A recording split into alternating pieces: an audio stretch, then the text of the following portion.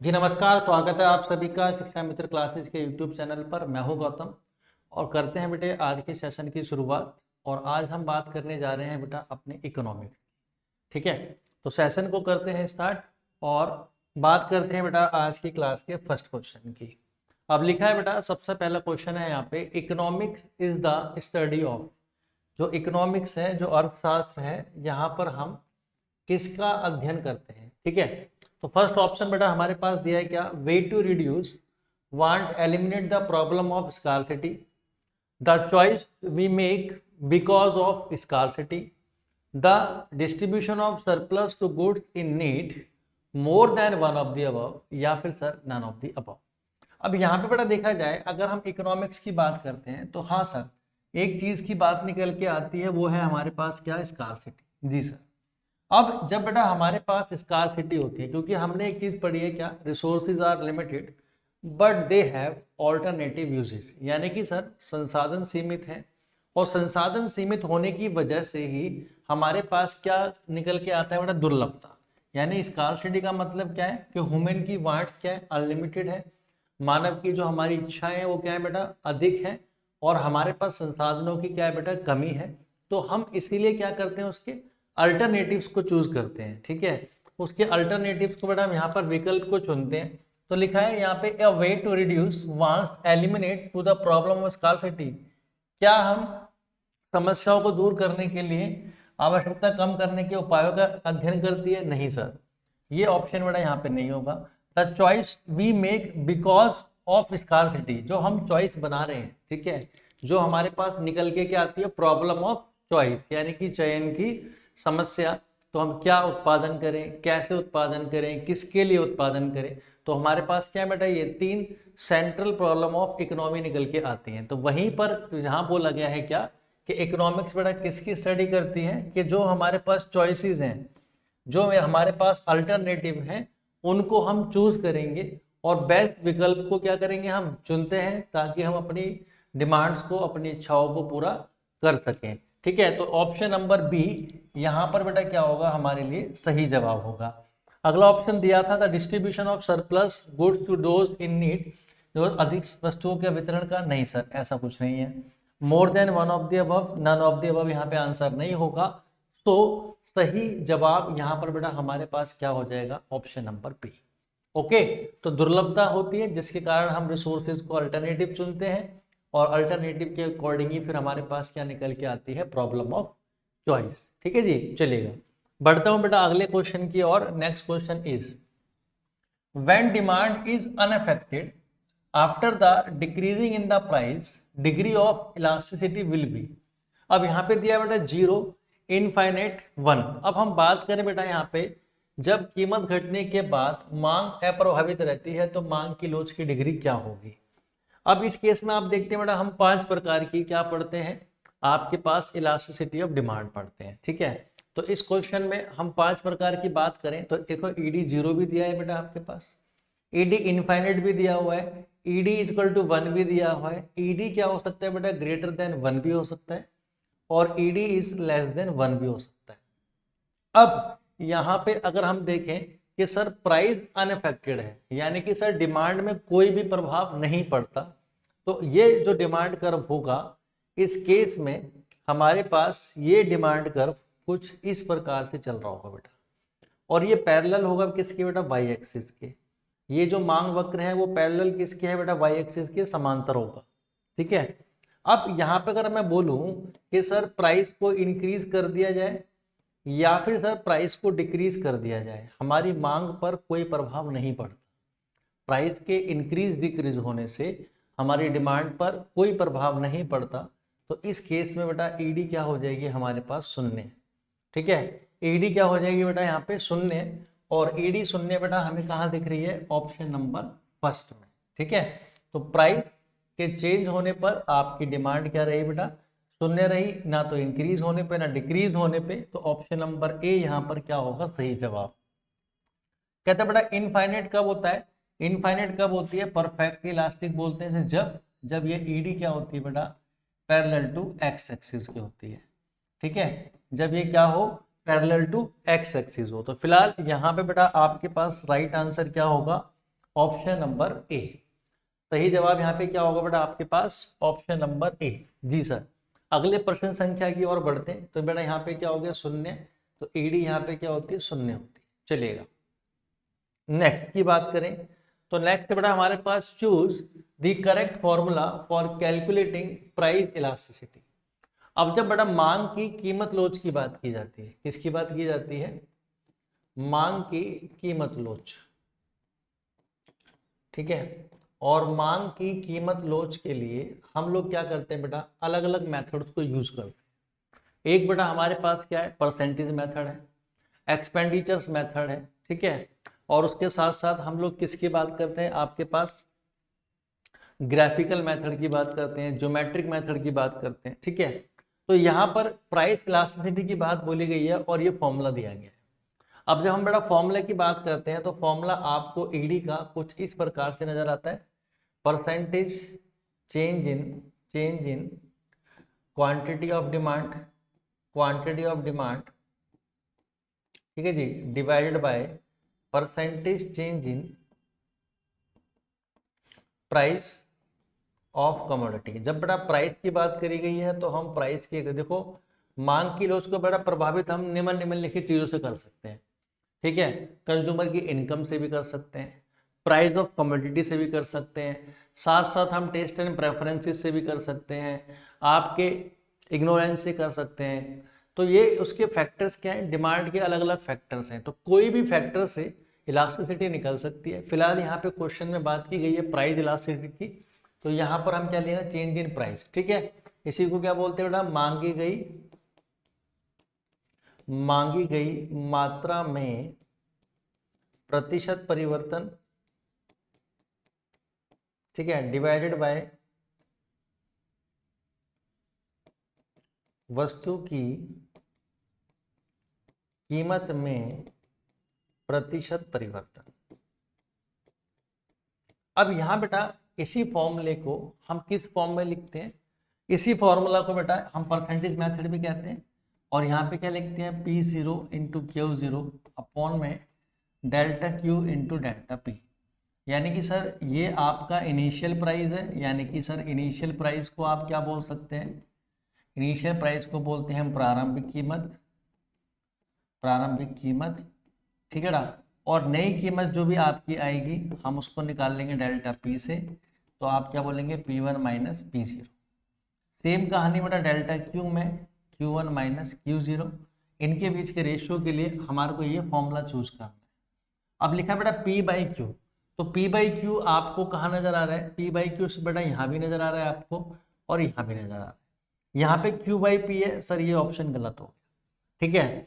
अब यहाँ पे आते हैं बेटा, क्या देखते हैं कि डेल्टा Q अपॉन में डेल्टा P आपको कहाँ देखने को मिल रहा है? ऑप्शन नंबर ए में, सेकंड में नहीं है, इसको भी कट। तो इसी के साथ more than one of the भी cut, none of the above भी कट। ऑप्शन नंबर ए आपके पास क्या है बेटा? राइट आंसर है। तो फॉर्मूला मांग की कीमत लोच का क्या हो गया? Percentage change in quantity of demand divided by percentage change in price of commodity, ठीक है। तो इसी फॉर्मूला का यूज करके कौन सी विधि होती है बेटा? ये प्रतिशत विधि, ठीक है। यहाँ पे हम इसको क्या बोलते हैं भाई? प्रतिशत विधि बोलते हैं। जी सर, चलिएगा ओके है इतनी बात बेटे? जी सर। चलिए नेक्स्ट प्रश्न संख्या की ओर बढ़ते हैं। अगला प्रश्न है बेटा क्या? The slope of production possibility curve is, जो है आपके पास, अब यहाँ पे देखना a straight line, convex to the point of origin, concave to the point of origin, more than one of the above, या फिर sir none of the above. एक सीधी रेखा मूल बिंदु की ओर, यहाँ पे बेटा इसको बोला जाएगा क्या? उन्नतोदर, मूल बिंदु की ओर उन्नतोदर, ठीक है। या फिर बेटा इसको क्या बोला जाता है? मूल बिंदु की ओर नतोदर, ठीक। दो प्रकार से आपको इसके ऑप्शंस देखने को मिल जाएंगे, ठीक है। तो प्रॉपरली अगर हम इसको इकोनॉमिक्स में देखें तो उन्नतोदर और नतोदर के नाम से इसको हम जानते हैं, ठीक है। अब आपको बताना है इसका क्या होगा सही जवाब, अब आपको बताना है क्या होगा इसका राइट आंसर। चलिएगा अब यहाँ पे देखिए बेटा, अगर पीपीसी कर्व की बात करो, अगर पीपीसी कर्व की अगर आप बात करेंगे तो पीपीसी कर्व का शेप आपको किस तरीके से नजर आता है? सर इस तरीके से नजर आता है, ठीक है। इट मीन से डैट कि जो सर पीपीसी कर्व होता है वो पीपीसी कर्व क्या होता है सर, कनकेव टू ओरिजिन होता है। क्या होता है बेटा, concave to origin. Origin point आपके पास मूल बिंदु जहाँ पे शून्य शून्य होते हैं, तो कनकेव टू ओरिजिन होगा। सर पीपीसी कर्व बेटा किसी भी प्रकार से हो सकता है, पीपीसी कर्व कनकेव भी हो सकता है, लेकिन पीपीसी कर्व क्या उसके बाद क्या हो सकता है बेटा, स्ट्रेट लाइन भी हो सकता है, और पीपीसी कर्व बेटा क्या हो सकता है, कन्वेक्स भी हो सकता है। ठीक है, क्या हो सकता है, कन्वेक्स भी हो सकता है, यानी कि नतोदर भी हो सकता है, उन्नतोदर भी हो सकता है, और स्ट्रेट लाइन भी हो सकता है। ठीक है, तो ये क्या है आपके पास कनकेव, ये क्या है बेटा आपके पास कन्वेक्स। ठीक है, और ये क्या है बेटा स्ट्रेट लाइन, ये क्या है बेटा स्ट्रेट लाइन। अब ये टोटल जो करता है ये डिपेंड करता है आपकी मार्जिनल अपॉर्चुनिटी कॉस्ट पे। किस पे डिपेंड करता है बेटे, मार्जिनल अपॉर्चुनिटी कॉस्ट यानी कि सीमांत अवसर लागत पे। ठीक है जी, सीमांत अवसर लागत। अब सीमांत अवसर लागत पे आपको क्या करना है, देखना है। अगर बेटा सीमांत अवसर लागत आपकी इंक्रीजिंग रेट से है, किससे बेटा, इंक्रीजिंग रेट से, यानी कि सर अगर ये बढ़ती दर से हो, किससे हो, बढ़ती दर से, तो आपका जो कर्व होगा वो कनकेव होगा। क्या होगा बेटा, कनकेव होगा। अगर ये बेटा क्या है, कांस्टेंट है, क्या है बेटा, कांस्टेंट है, यानी कि एमओसी यानी कि सीमांत अवसर लागत कांस्टेंट है, यानी कि एकदम सेम दर से चलती है, तो फिर बेटा इस केस में ये स्ट्रेट लाइन आएगा। और अगर बेटा ये क्या है, डिक्रीजिंग रेट में है, क्या है ये, डिक्रीजिंग रेट में है, यानी कि घटती दर है, डिक्रीजिंग रेट में लिख दूंगा बेटा, लिख दूंगा, टेंशन नहीं। ठीक है, एकदम सही जवाब है बेटा आपका। तो यहाँ पे बेटा ये क्या होगा, कन्वेक्स हो जाएगा। ये होगा वाई एक्सिस, एक्स एक्सिस शून्य, Y axis X axis zero, Y axis X axis. ठीक है, तो यहाँ पे इतना तो बेटा हो गया, बढ़ती दर, समान दर और घटती दर, सॉरी। ठीक है ना, ये क्या हो गया आपका, घटती दर। ठीक है जी, तो यहाँ पे आपसे क्वेश्चन पूछा गया था कि भाई कनकेव होता है या पीपीसी कर्व कन्वेक्स होता है या फिर स्ट्रेट लाइन होता है, तो हो तो कुछ भी सकता है। ठीक है, लेकिन जर्नल ओपिनियन क्या होती है इसकी, कि ये क्या होता है बेटा, कनकेव टू ओरिजिन होता है। अगर यहाँ पे आपको सीमांत अवसर लागत दी होती तो आप फिर सीमांत अवसर लागत के अकॉर्डिंग ही वहां पे आंसर देते। नॉर्मली आपके पास क्या होता है, ये सी होता है, कनकेव टू ओरिजिन। डन मेरी बात, तो मूल बिंदु की ओर नतोदर, इसका आंसर बेटा यहाँ पे क्या होगा, सही हो जाएगा। चलेगा, next is the elasticity of coefficient perfectly elastic. अभी मैंने पीछे बताया आपको ये, ठीक है, इसका आंसर गलत ना करिएगा। यहाँ पीछे बेटा मैंने बताया कि जो परफेक्टली इलास्टिक डिमांड कर्व है उसकी जो कोएफिशिएंट, कोएफिशिएंट माने बेटा ये ईडी का गुणांक शून्य होगा, 1 होगा, लेस देन 1 होगा, इनफाइनाइट होगा, क्या होगा जी बताइए। तो the elasticity coefficient for perfect elastic demand curve is, अब देखो परफेक्टली इलास्टिक और इनइलास्टिक दो चीजें हमने पीछे पढ़ी। पीछे मैंने पढ़ा था क्या, इनइलास्टिक, तो सर इनइलास्टिक के केस में, इनइलास्टिक के केस में आपका ईडी किसके बराबर था सर, 0 के बराबर था। और यहाँ पे क्या था, ये परफेक्टली इनइलास्टिक था। लेकिन अब क्वेश्चन ने क्या पूछा है, अब क्वेश्चन ने पूछा है कि परफेक्टली इलास्टिक, तो जब भी बेटा क्या होगा, परफेक्टली इलास्टिक होगा, जब भी क्या होगा बेटे, परफेक्टली इलास्टिक होगा, तो ये पैरेलल टू एक्स एक्सिस होगा, और यहाँ पे आपकी आपकी जो ईडी होती है वो इनफाइनाइट होती है। तो ऑप्शन नंबर क्या होगा बेटा आपके पास, सी। ठीक है, ऐसा जंक्शन क्या है कि अगर प्राइस में थोड़ा सा भी चेंज हुआ, ठीक है, अगर प्राइस में चेंज होगा तो वहां पर कंज्यूमर, ठीक है, डिमांड क्या कर लेगा बेटा, शून्य कर लेगा। ठीक है, आती है इतनी बात समझ। तो ये पैरेलल टू एक्स एक्सिस है, ये पैरेलल टू वाई एक्सिस होता है, ये ईडी क्या होता है बेटा, शून्य होता है, और ये ईडी क्या होती है, 1। और जब ईडी 1 होगा तो क्या आएगा निकल के बेटा, ये पैरेलल टू स्ट्रेट लाइन का। डन, चलेगा। तो बढ़ते हैं बेटा अगली प्रश्न संख्या की ओर। तो नेक्स्ट क्वेश्चन जो है हमारे पास वो क्या है, वो है ये, when the demand curve is straight line, point elasticity it is 1, तो when the point will be above the midpoint, when the point will be below the mid point of the demand curve, when the point will be mid of the demand curve, more than one of the above, या फिर बेटा none of the above. अब पीछे मैंने बेटा आपको बताया कि ये जो हमारे पास डिमांड कर्व है, मैंने बोला यहाँ पर ईडी किसके बराबर होगी, 1 के बराबर होगी। कब? अब बात करते हैं कि वो 1 के बराबर कब होगी। आइए अब यहाँ पे देखो बेटे, हमारे पास क्या है, एक स्ट्रेट लाइन डिमांड कर्व है। क्या है बेटा? एक स्ट्रेट लाइन डिमांड कर्व है कुछ इस प्रकार से। देखो बेटा क्वेश्चन ने साफ मेंशन किया है डिमांड कर्व कैसा है, स्ट्रेट। ठीक है, अगर ये होता क्या बेटा, हाइपरबोला। क्या होता है ये? हाइपरबोला। ठीक है, अगर जब आपका डिमांड कर्व हाइपरबोला कर्व होगा तो वहां पर ईडी बेटा प्रत्येक स्तर पर बन रहेगी, प्रत्येक स्तर पर बन रहेगी। ठीक है, लेकिन यहाँ पे स्ट्रेट लाइन कर्व है तो इसके बेटा जो मिडल पॉइंट होता है, क्या होता है बेटा, इसका जो मिडल पॉइंट होता है वहां पर ईडी 1 होती है। ठीक है, वहां पर ईडी क्या होती है बेटा, 1, ऊपर मोर देन 1, नीचे लेस। क्लियर है इतनी बात? आती है बात समझ?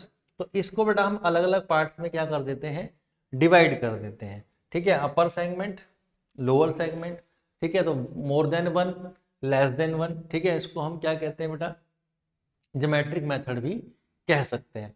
तो फिलहाल यहाँ पर बेटा क्या होगा, when the point will be below the mid point, when the point will be the mid of the demand curve, या फिर पॉइंट अबव द। तो ये पे आया बेटा सी पॉइंट, यानी कि सर ये क्या होगा, इसका मिड होगा। मिड पॉइंट पे ईडी किसके बराबर होगी बच्चा, 1 के बराबर होगी। ओके, तो यहाँ पर भी बेटा ऑप्शन नंबर सी आपके लिए क्या होगा, सही जवाब होगा। Next is if the consumer income decline. अब कंज्यूमर की इनकम को इकोनॉमिक्स में हम किससे डिनोट करते हैं बेटा, वाई से डिनोट करते हैं। जी सर। अब जब इनकम को वाई से डिनोट करते हैं तो यहाँ बोला है इनकम को भाई डिक्लाइन कर दो। अगर बेटा देखो दो चीजें, अगर हम बात करें इन्फीरियर गुड्स की, नॉर्मल गुड्स की, सुपीरियर गुड्स की, तो यहाँ पे पूछा गया है आपसे कंज्यूमर की इनकम डिक्लाइन होगी तो the demand for normal goods की डिमांड इंक्रीज होगी, इन्फीरियर गुड्स की डिमांड इंक्रीज होगी, सुपीरियर गुड्स की डिमांड इंक्रीज होगी, more than 1 of the above, या फिर sir none of the above. तो यहाँ पे कौन सा ऑप्शन आपके लिए सही चुनने वाले हैं? अगर नॉर्मल गुड्स की बात करें बेटा और सुपीरियर गुड्स की वहां बात करें तो इनकम कंज्यूमर की क्या होनी चाहिए, ज्यादा। तो डिमांड भी क्या करेगा बेटा उस केस में, कंज्यूमर ज्यादा करेगा। इनकम कम होगी तो डिमांड भी क्या करेगा बेटा, कम करेगा। तो यानी कि इसका कैसा रिलेशन होगा वहां पे, पॉजिटिव रिलेशन। लेकिन यहाँ पे क्या बोला गया है, अगर इनकम कम होए, अगर इनकम कम हो रही है तो कंज्यूमर की नॉर्मल गुड्स की डिमांड इंक्रीज करेगा क्या, नहीं सर, नॉट पॉसिबल। क्या इन्फीरियर गुड्स की डिमांड इंक्रीज करेगा, जी सर, इन्फीरियर गुड्स की डिमांड भी क्या करेगा, इंक्रीज करेगा, लेकिन सुपीरियर गुड्स की डिमांड यहाँ डिक्रीज हो जाएगी। तो ऑप्शन नंबर बी आपके पास क्या आ जाएगा बेटा, सही जवाब। अब एक बात ध्यान रखिएगा बेटा, कोई गुड्स नॉर्मल गुड्स और अगर इन्फीरियर गुड्स की बात आप करते हैं, नॉर्मल गुड्स यानी कि सामान्य वस्तुएं, नॉर्मल गुड्स बेटा यहाँ पे हो गई आपके पास क्या, सामान्य वस्तुएं, और इन्फीरियर गुड्स यानी कि बेटा इसको हम बोलते हैं घटिया वस्तुएं। ठीक है, या फिर बोलते हैं निम्न कोटि वस्तुएं। क्या बोलते हैं, निम्न कोटि वस्तु। ठीक है, कुछ इस प्रकार से चलते हैं। तो यहाँ पे देखना बेटा कि इनका प्राइस का रिलेशन दोनों का हमेशा नेगेटिव होगा। इनका बेटा प्राइस के साथ रिलेशन हमेशा नेगेटिव होगा, चाहे इन्फीरियर गुड्स हो चाहे आपकी नॉर्मल गुड्स। ठीक है, इनकम की कंज्यूमर के साथ कैसा भी रिलेशन हो, लेकिन प्राइस के साथ हमेशा इनका नेगेटिव रिलेशन ही होता है। ओके, डन है इतनी बात जी। तो यहाँ पे बेटा सही जवाब क्या है, इन्फीरियर गुड्स की डिमांड क्या होगी, यहाँ पे इंक्रीज हो जाएगी। चलते हैं बेटा अगले क्वेश्चन की ओर। Next question is in the law of variable proportion, in the law of variable proportion. ठीक है, अब वेरिएबल प्रोपोर्शन कब आता है बेटा, अल्पकाल में। कब आता है बेटा ये, अल्पकाल में। ठीक है, आप दो लॉ पढ़ते हैं प्रोडक्शन फंक्शन के अंदर। ठीक है, एक है बेटा लॉ ऑफ वेरिएबल प्रोपोर्शन और दूसरा है क्या आपके पास, law of return to scale. ठीक है जी, तो यहाँ पर हम बात कर रहे हैं किसकी, शॉर्ट रन में। तो शॉर्ट रन के अंदर बोला गया कि लॉ ऑफ वेरिएबल प्रोपोर्शन जो है आपके पास, ये शॉर्ट रन की बात कर रहे हैं, ठीक है। तो यहाँ पे कहता है where is the point of change is trend, कब आपका पॉइंट चेंज होगा। तो लिखा है where the total product start increasing at decreasing rate, where the total product start decreasing at decreasing rate, where the total production start increasing at increasing rate, more than one of the above, या फिर sir none of the above। जी बताएं क्या होगा यहाँ पे सही answer इसका। अब देखो बेटा, यहाँ पे अगर हम बात करें क्वेश्चन के अंदर, तो आपने इसका कर्व देखा होगा, ठीक है। और लॉ ऑफ वेरिएबल प्रोपोर्शन के अंदर बेटा तीन टॉपिक निकल के आते हैं, क्या, टीपी, एपी और एमपी, है ना। टीपी, एपी और एमपी, तो एवरेज प्रोडक्ट, टोटल प्रोडक्ट और आपका मार्जिनल प्रोडक्ट, इसका गेम है। और यहाँ पे सारा गेम आपको जो नजर आएगा वो किसका आएगा बेटा, मार्जिनल प्रोडक्ट का, एमपी का, यानी कि सीमांत उत्पादन। लेबर्स पे हम जब चेंज करें, टोटल प्रोडक्शन के चेंज करें, उसके रेशियो को बड़ा हम क्या बोलेंगे, मार्जिनल प्रोडक्ट बोलेंगे। जी सर। अब यहाँ पे क्या होगा बेटे, यहाँ पर आप देखते हैं इसका कर्व कुछ इस प्रकार से चलता है, जिसको हम बोलते हैं क्या है बेटा, टीपी। क्या बोलते हैं, टीपी। अब जहाँ पे बेटा इसका ये रेट चेंज होता है, इस पॉइंट को हम लोग क्या बोलते हैं, इस पॉइंट को बोलते हैं बेटा हम लोग पॉइंट ऑफ इन्फ्लेक्शन। क्या बोलते हैं, पॉइंट ऑफ इन्फ्लेक्शन। और इसके बाद आपका पीपीसी क्या होता है बेटा, इंक्रीज तो होता है सर, लेकिन डिक्रीजिंग रेट से। इंक्रीज तो होता है सर, लेकिन किससे बेटा, डिक्रीजिंग रेट से इंक्रीज होता है। तो इस पॉइंट को तो हम क्या बोलें कि जब टीपी इंक्रीज तो होगा, लेकिन किससे बेटा, डिक्रीजिंग रेट से, वो पॉइंट क्या होगा, चेंज करेगा आपके ट्रेंड को। तो लिखा है where TP start increase at decreasing rate, option number A बेटा यहाँ पे क्या है, सही जवाब है। Where total product start decreasing rate, नहीं sir. Where total product start increasing with increasing rate, no sir. तो ऑप्शन क्या है बेटा हमारे पास, राइट आंसर है यहाँ पे क्या, ए। और ये बेटा कहाँ पे काम करता है, अल्पकाल में, मैंने बोला शॉर्ट रन में, क्योंकि सर शॉर्ट रन के अंदर हमारे कुछ फैक्टर्स क्या होते हैं बेटा, फिक्स्ड होते हैं, और कुछ फैक्टर्स बेटा हमारे पास क्या होते हैं, वेरिएबल होते हैं। और इन दोनों फैक्टर्स से टोटल प्रोडक्ट पर जो इफेक्ट पड़ता है वो कैसे पड़ता है, इंक्रीजिंग रेट से, डिक्रीजिंग रेट से, मैक्सिमम पॉइंट पहुंचने के बाद आपका क्या होता है, टीपी फॉल्स होना स्टार्ट होता है। क्यों, क्योंकि सर उस केस में जो हमारे पास मार्जिनल प्रोडक्ट है, जो हमारे पास क्या है बेटा, मार्जिनल प्रोडक्ट हाईएस्ट होता है इस पॉइंट पर, जहां पर पॉइंट ऑफ इन्फ्लेक्शन होता है। और जहां पर बेटा आपका टीपी मैक्सिमम होगा, जहां पर आपका टीपी क्या होगा, मैक्सिमम होगा, वहां पे एमपी क्या हो जाएगा बेटा, शून्य। तो ये इसके बाद एमपी क्या होगा, ऋणात्मक, नेगेटिव। और इससे पहले क्या रहेगा बेटा, पॉजिटिव रहेगा। ये पॉइंट क्या होगा, मैक्सिमम पॉइंट। डन, चलिएगा बढ़ते हैं अगले प्रश्न संख्या की ओर। What is the constant along an isoquant. Isoquant की बेटा बात की गई, ठीक है। अब जब हम आइसोक्वांट कर्व की बात करें, ठीक है, आइसोक्वांट की बात करें, तो ये बड़ा ये आता है फिर आपका लॉन्ग रन इक्विलिब्रियम के अंदर, ठीक है। प्रोडक्शन यानी प्रोड्यूसर इक्विलिब्रियम की बात करता है। अब यहाँ पर क्या लिखा है, level of labour, level of capital, दो चीजें बोली गई। कहता है only one, only two depend upon the situation of isoquant, more than one of the above, या फिर sir none of the above. अब बेटा देखो ये क्या बोलता है कि what is the constant along in isoquant. तो भैया कांस्टेंट तो कोई नहीं रहेगा, दोनों ही क्या है बेटा, वेरिएबल है, दोनों ही क्या होते हैं बेटा, ये चेंज होते हैं, ठीक है। In short run some factors are fixed, some factors are variable, but in long run all factors are variable, ठीक है जी। तो आंसर यहाँ पे क्या आएगा बेटा, ई। आंसर यहाँ पे क्या आ जाएगा, ई निकल के आ जाएगा जी। चलिएगा next is the producer is not at equilibrium when MC is greater than MR because, ठीक है। अब भाई प्रोड्यूसर इक्विलिब्रियम का है, जहां पर बेटा MR, जहां पे हमारा MR किसके इक्वल है सर, MC के इक्वल है हाँ जी सर, एकदम सही बात है। एम आर किसके इक्वल होना चाहिए?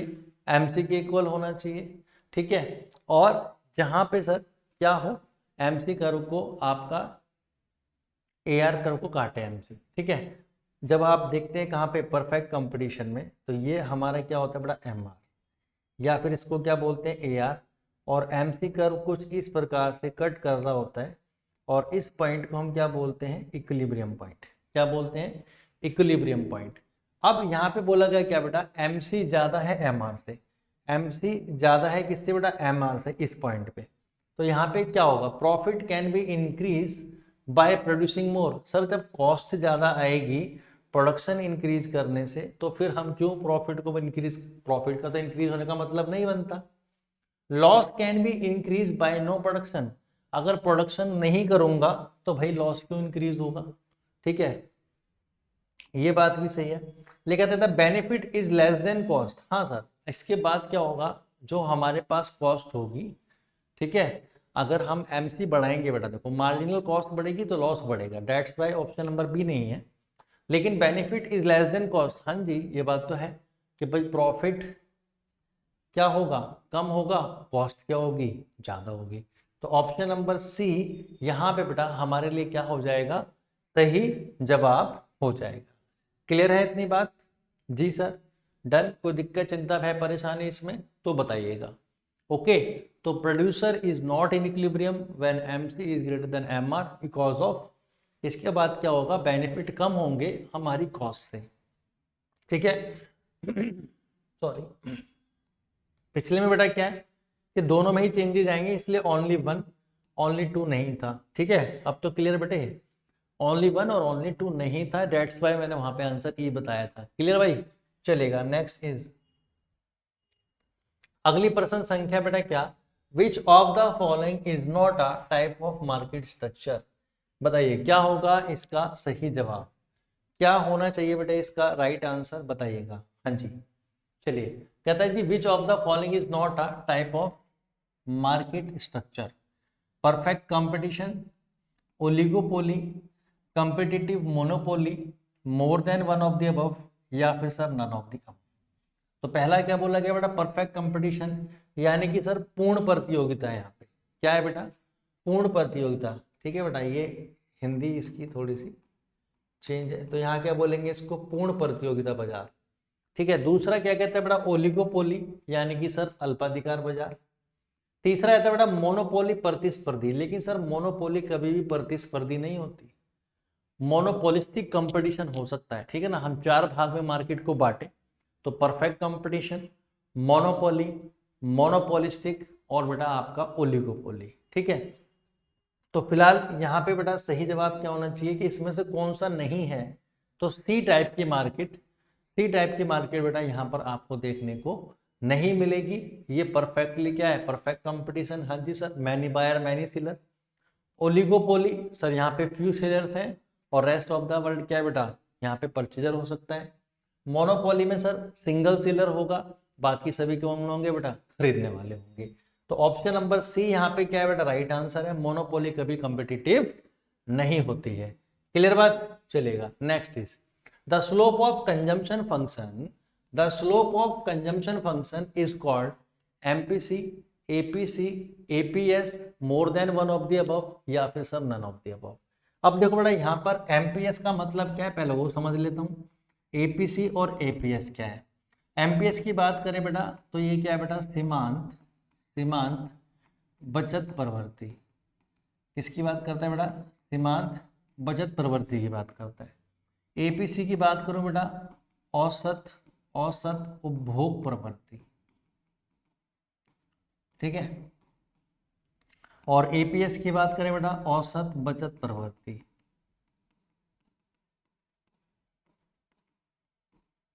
ठीक है, यानी कि sir marginal propensity to save, average propensity to consume, average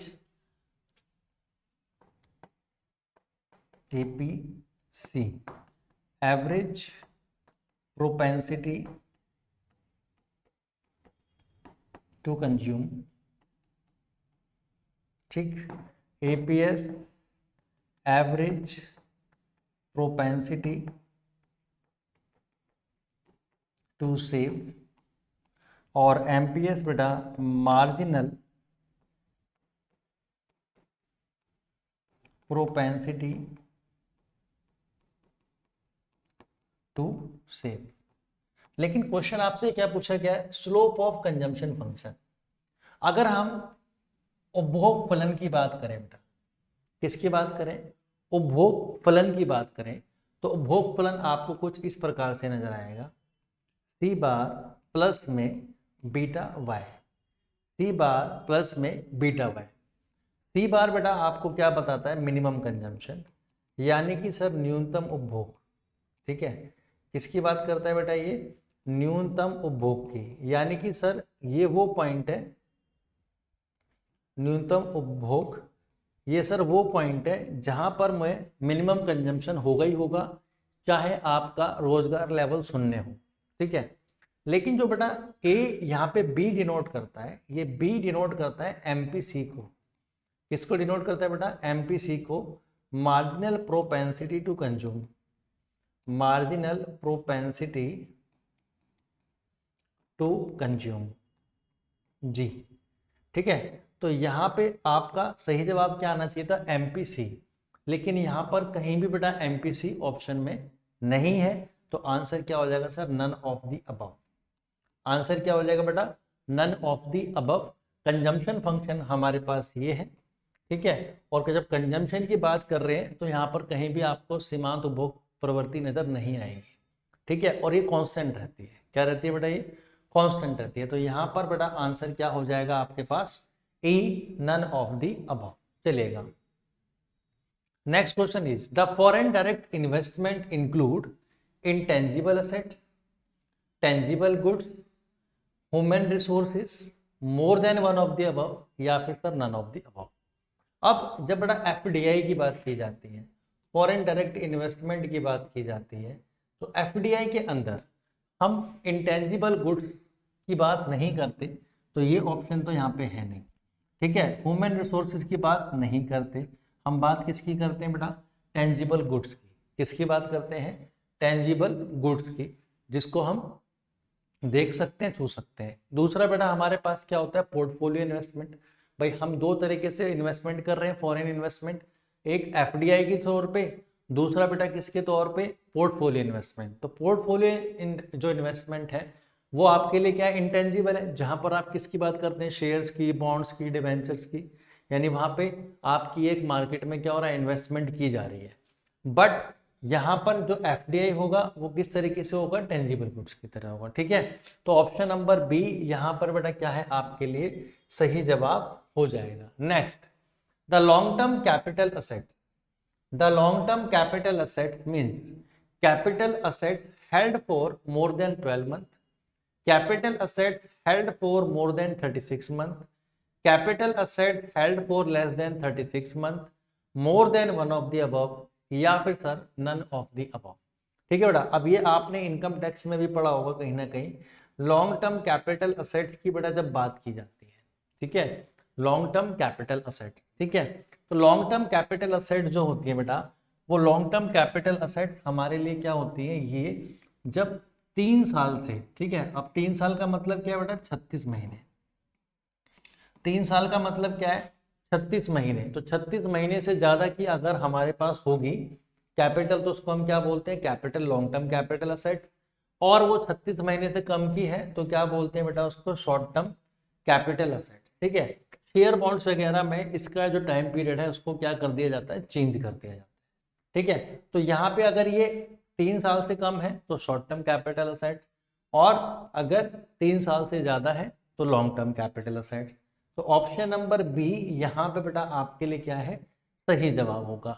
option number B आपके लिए क्या होगा बेटा, यहाँ पे सही जवाब हो जाएगा। ठीक है जी, क्लियर है इतनी बात, हाँ जी सर। तो आज के सेशन में बेटा इतने ही क्वेश्चंस करेंगे, मिलता हूँ आपसे नेक्स्ट क्लास में कुछ और न्यू क्वेश्चंस के साथ। वीडियो इन्फॉर्मेटिव लगा है, अच्छा लगा हो तो लाइक और शेयर अवश्य कीजिएगा, और अगर आप हमारे चैनल पे न्यू हैं तो चैनल को सब्सक्राइब करना ना भूलें, शिक्षा मित्र क्लासेस। ठीक है, आप मेरा टेलीग्राम चैनल को भी ज्वाइन कर सकते हैं, कॉमर्स विद गौतम सर। मिलता हूँ बेटा नेक्स्ट क्लास में। Bye bye all of you, have a good day, have a good night. जो दिन में देख रहे हैं उनके लिए डे, जो रात में देख रहे हैं उनके लिए night. Bye bye all of you. जय हिंद, जय भारत।